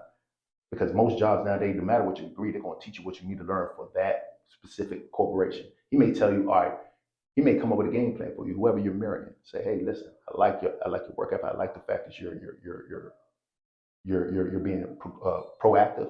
Here's what I want you to do. I want you to study for your 7 series, 6 series, 7 license. So I want you to study for your real estate license. So I want you to study to become this insurance rep. And once you get that, come back next summer, then we can start putting you work, understanding that you're still playing basketball. Well, I want to groom you to be able to walk into a position that will have tailor-made for you by the time you get here. So now, if you're able to do that in your summer times, internships for basketball players, right? If you're able to do that, now you're setting yourself up for success. So you can play another year, or you be like, you know what, I'm gonna wrap it up because I see a revenue opportunity back home that can now start budgeting and understand what your monthly outflows are and start understanding that. But like, I can cover this and I can do this. You know what I mean? And a lot of guys ain't looking at that. They just like, yeah, then we get to that point until it's all over, and then now I'm starting from scratch. I had guys tell me, man, I got 500 in the account. I'm good, man. I'm good. I'm chill.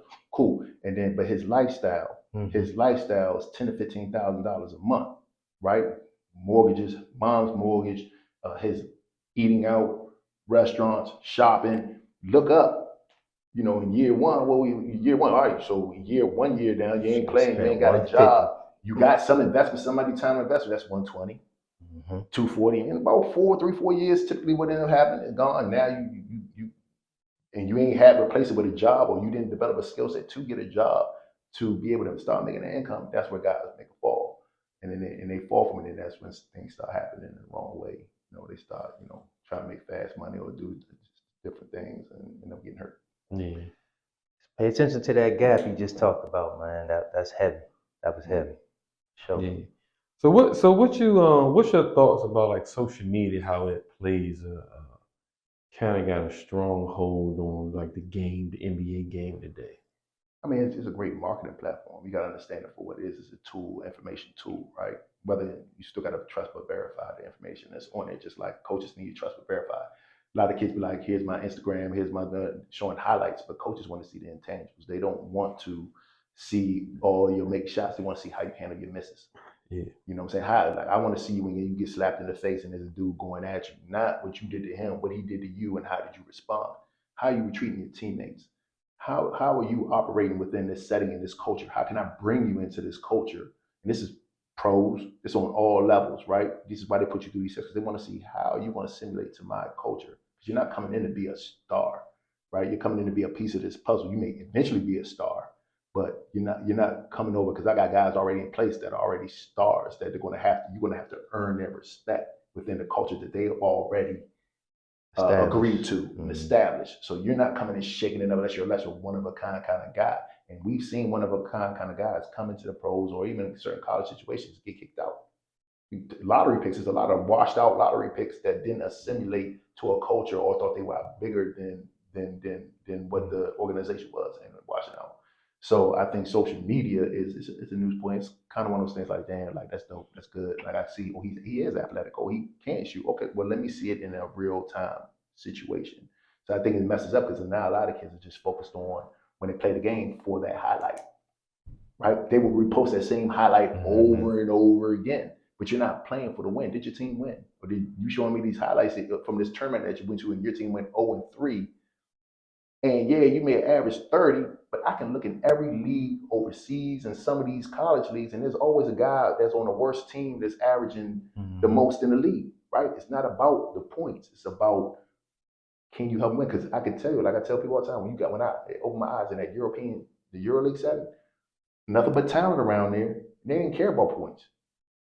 What mattered was the win. You see what I'm saying? Yeah. So I think that's the big thing. Instagram is good. It's good for exposure. You can tag people and things of that nature and try to get exposure, and build a hype around it. But today, I mean, with Instagram, you know what followers are real. You got people paying for followers and things of that nature. That I don't know what's real until I actually see it. Yeah. So same question about the NIL. What you think about that? I know. I think all it's time crazy. league in school. I know you would love that, man. Now back then, listen, the local business, the local connects.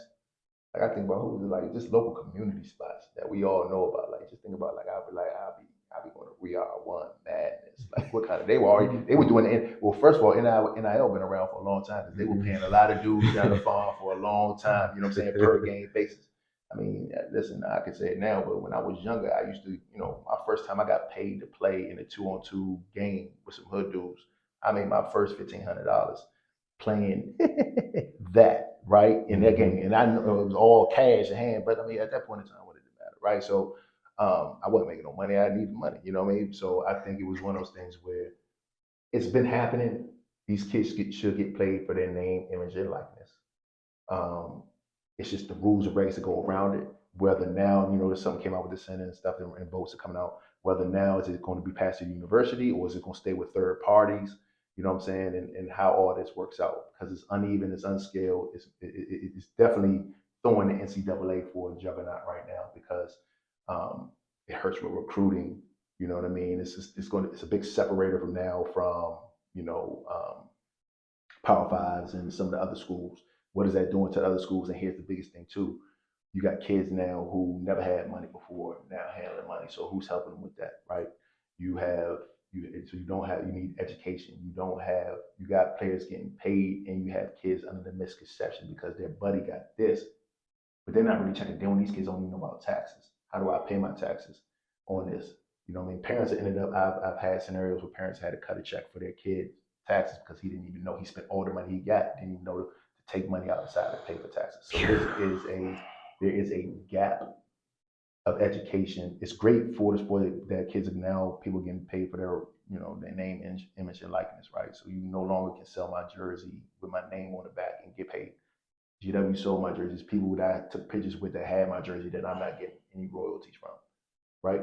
So if they do another 4 jersey, it's things of that nature that I would love to be. Can I get 10%? Can I get 5? Whatever the percentage is, can I get something off of my name like that keeps these people coming back? That gives them nostalgia. That like I was here when this happened, or I was met this guy. Mm-hmm. You know what I mean? Because we're always asking people when they always want you to come to the club room. Because I'll give you an example.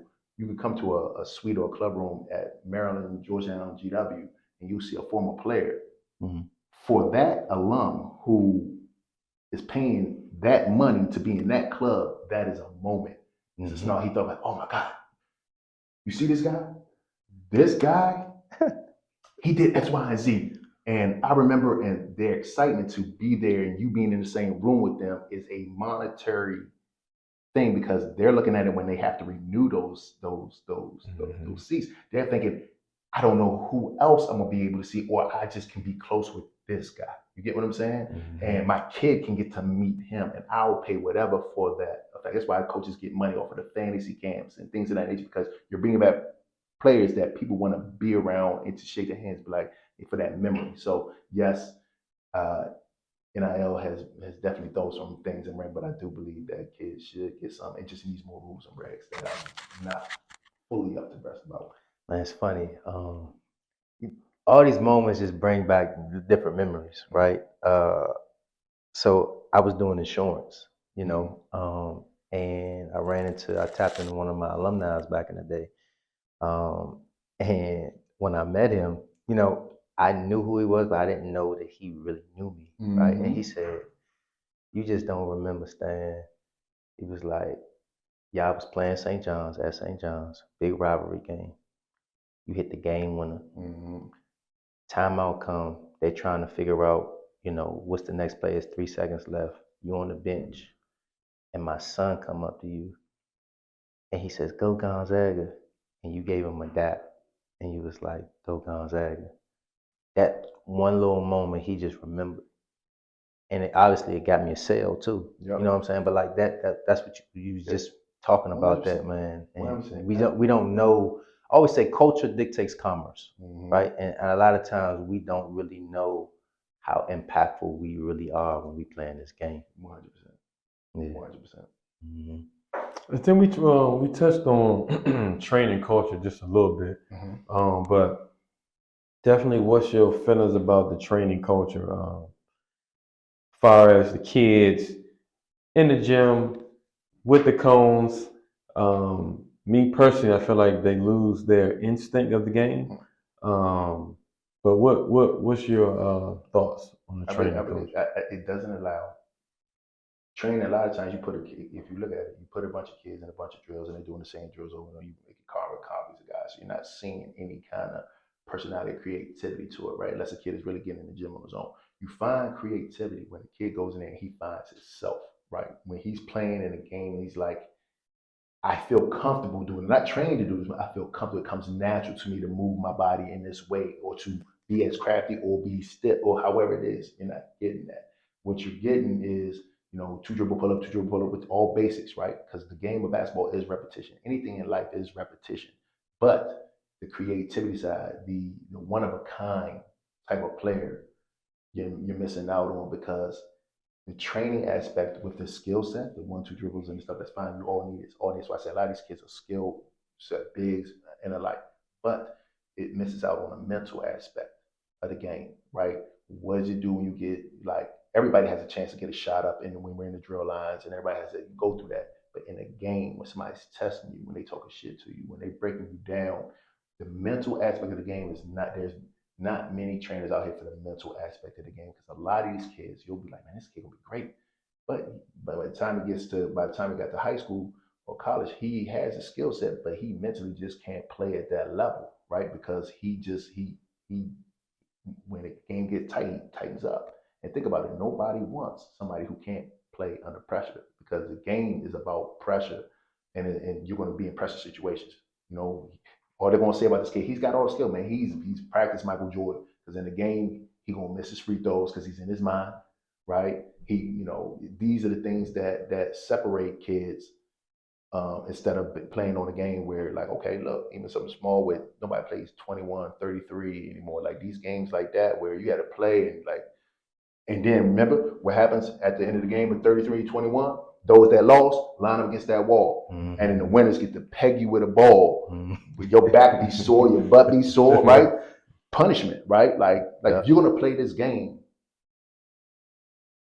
it's a competitive game. There's a winner and there's a loser.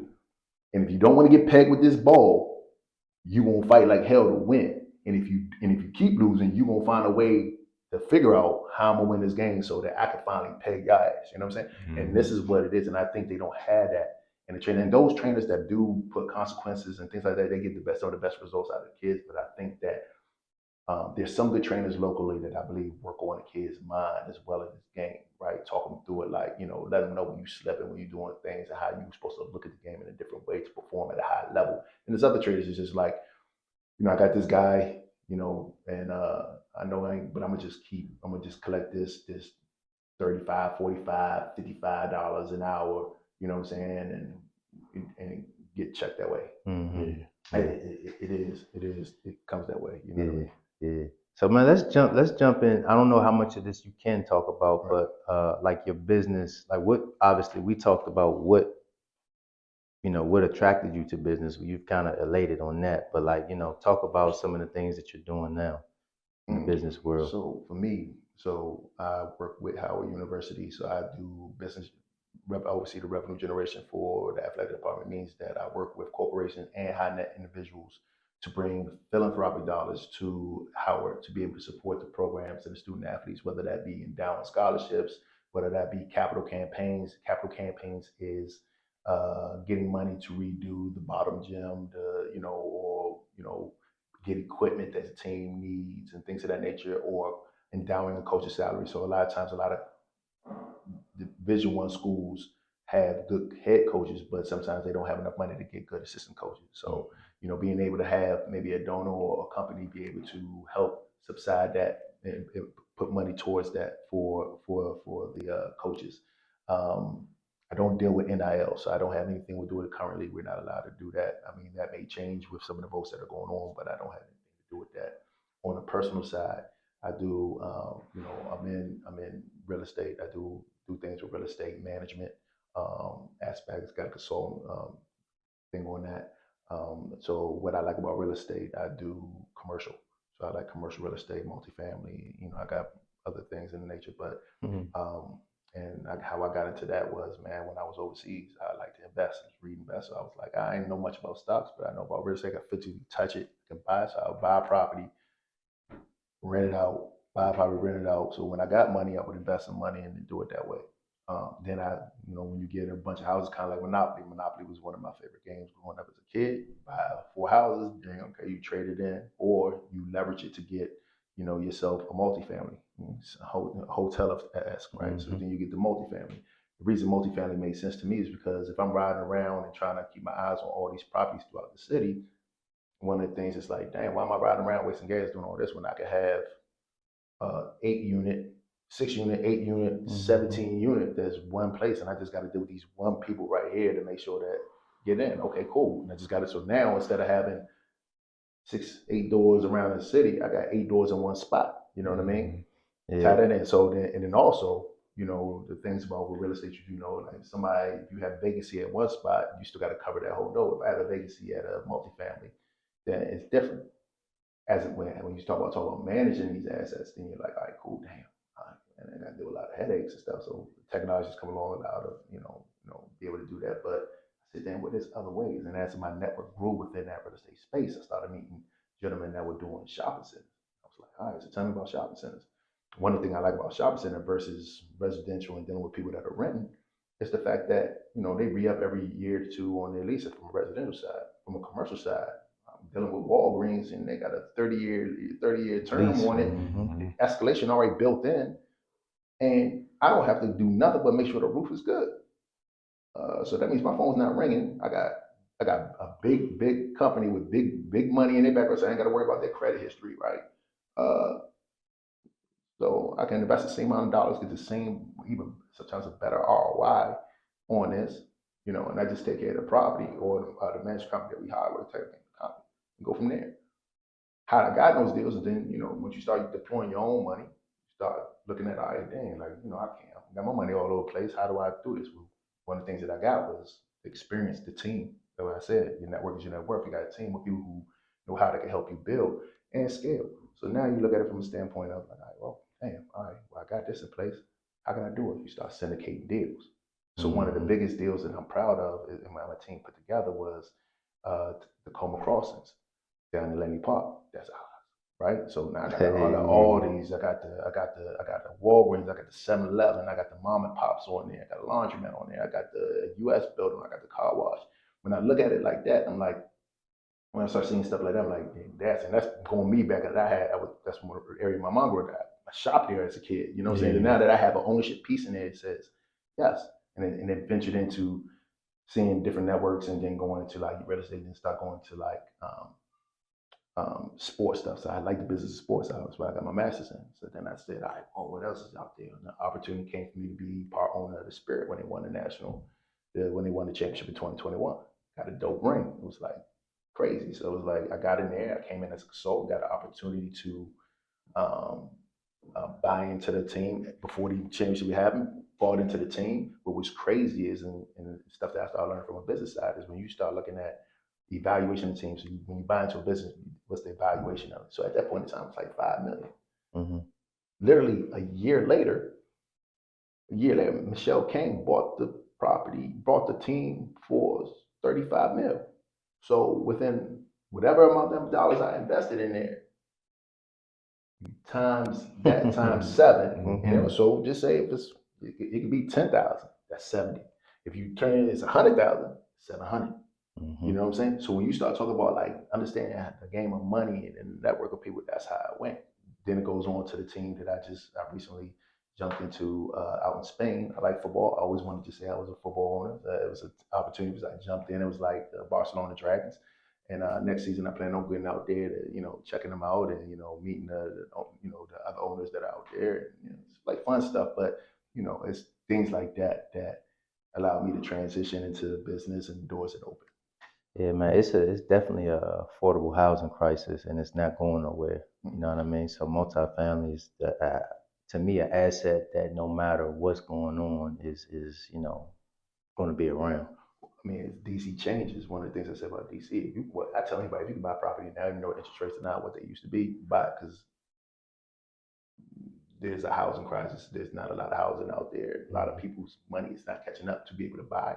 So what does that leave? That leaves people with good jobs that need a rent. And then you also got people that are getting government assistance that need a rent. At the end of the day, if you own the asset, let the people pay down the asset, never sell the asset, and do what most people do. You know what I'm saying? Equity strip. So you let somebody pay it down. When I'm done, I'll pay it down. And then one of these days, when I'm done, I look at the assets that I accumulated and I want to retire. I'm going to just equity strip it make sure that I still can perform and cash flow. It's all trust down to the kids. And then they, at that point in time, will allow it, understand the business, allow it to make money, escalate, and however it needs to do with it. And then at that point, they equity strip and then keep it within the family, keep it going. This is how a lot of people have made their wealth and doing things like that. So my job is to acquire assets as much as I can, and then be able to pass it down in a safe manner so that the kids can, can benefit from it. And then for the generations to come after that, be able to do that from that standpoint.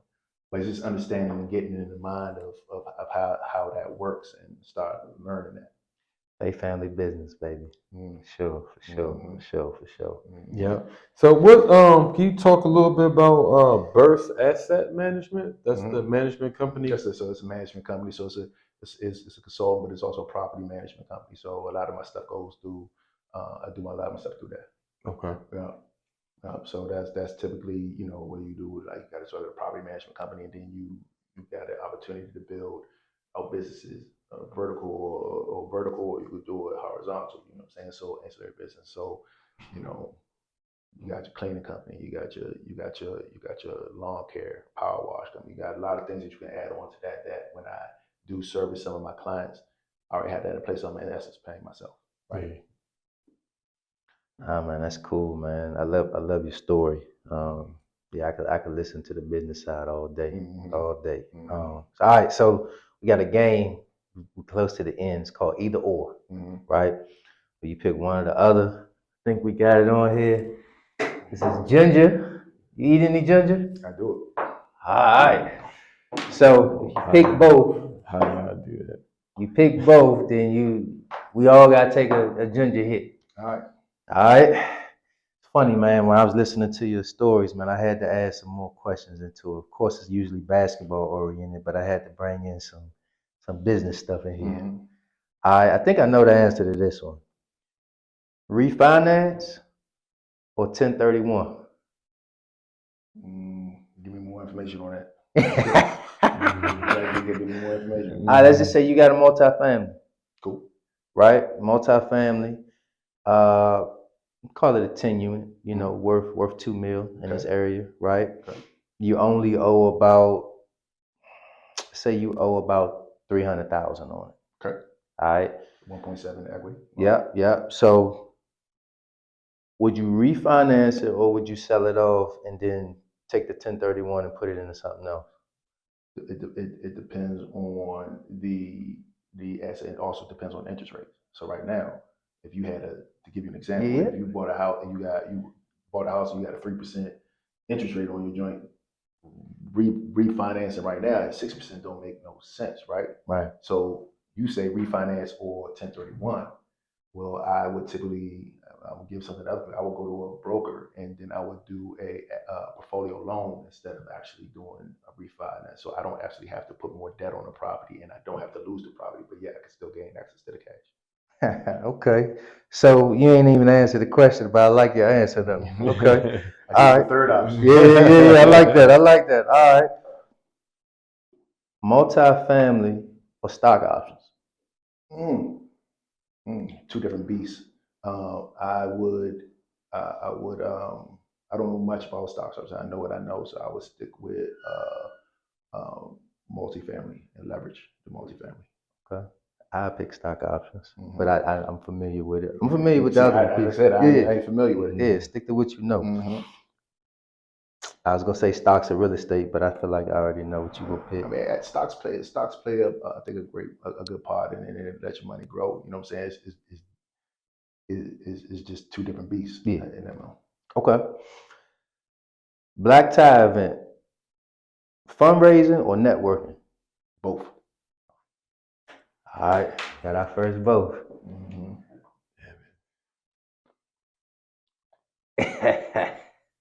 I'll give you the story. Yeah, I'll tell shoot people. it. Yeah, absolutely. Fundraising is networking. Yep. It's business development in essence, right? Give me one.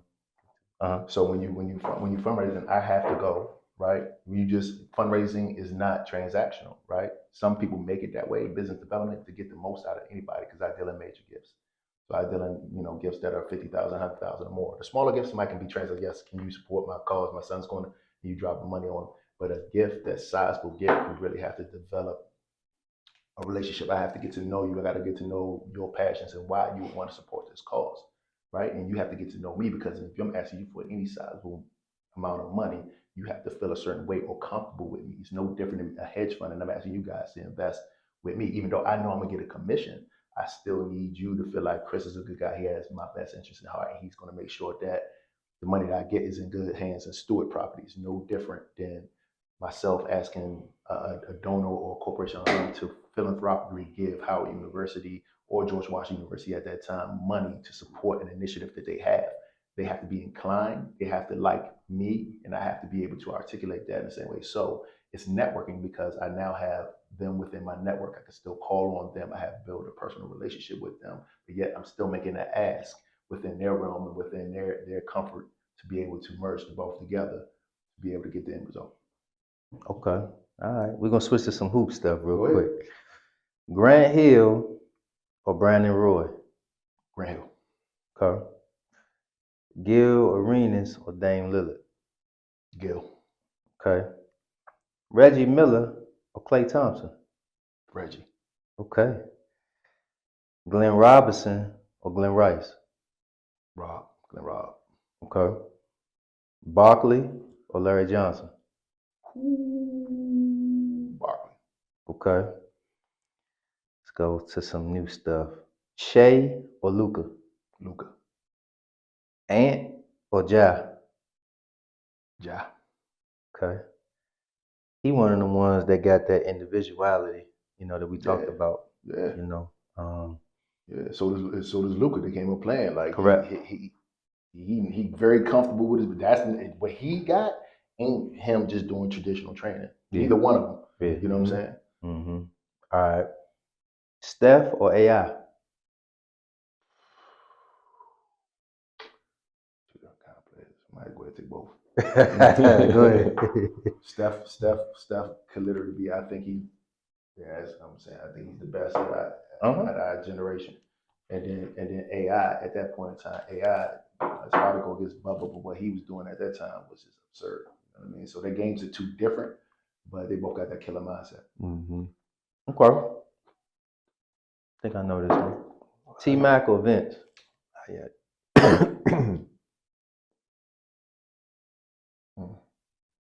T-Mac. I'm gonna have to go with T-Mac. Okay. Ray Allen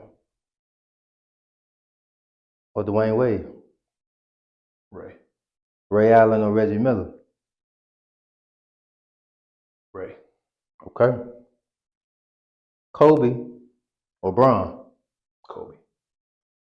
Okay, so I think I know this one too. MJ or Bron? MJ all day on over anybody. There's no question about it. Some people question it. It's not a conversation. Yeah, I understood, man. All right, so definitely we close the interview out. Normally at the end, we give you the floor to tell the audience and any inspiring hoopers and definitely parents as well that wants to play basketball or investments or anything. Just give you the floor just to talk with them. Yeah, I think the key is really to find mentors. And even though mentors it's hard to find good mentors or people that have your best interest at heart. I think you have to try different people on. It's like finding mentors, finding like right pair of pants, right? The same person that has the same mindset, that is genuine, that fits the way you're going. And look for somebody similar backgrounds, right? Because they can relate to you. They can be relatable. They'll understand when you're going through different things, what you might be going through, because they've seen it in a different lens, and they've probably seen the same lens as you, right? So I think finding a mentor in this game and building a team. I tell everybody for hoopers, man, the guys that are around you right now, that are helping you, that are your teammates, are going to be in your life for a long time. Basketball is a small community. You talk about 10 years up, 10 years down, people want to know you in that space, right? And it's a respect level. So just work hard, try to find mentors.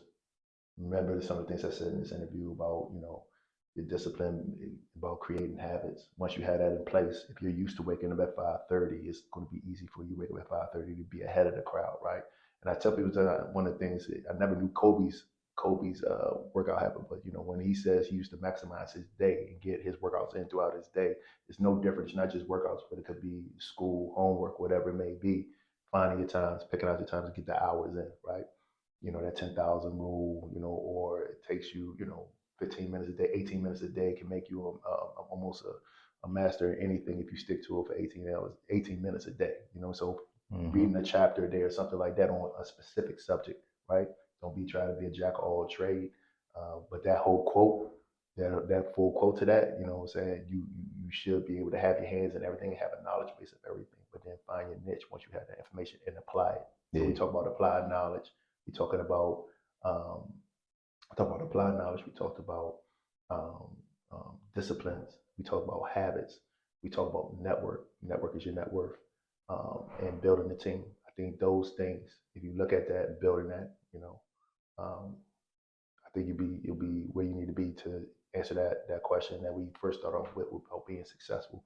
So being successful and being consistently successful at any level, schoolwork, business, basketball, in life.